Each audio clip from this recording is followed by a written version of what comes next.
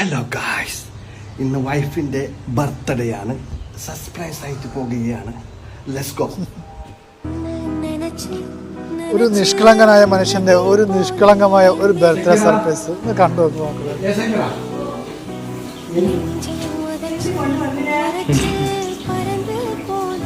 Happy birthday to U.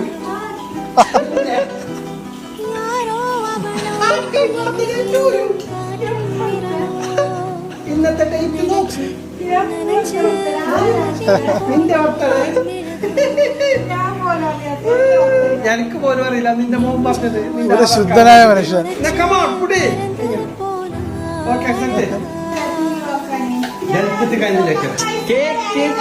പൈസ എന്ത് കളയുന്നേ? ഇതിനെന്ത് പൈസ? ഇതെല്ലാം നിന്റെ മോന് പറയുമ്പോ വലിയ ബിൽഡപ്പ് ഒന്നുമില്ല, സിമ്പിൾ ആയിട്ട്.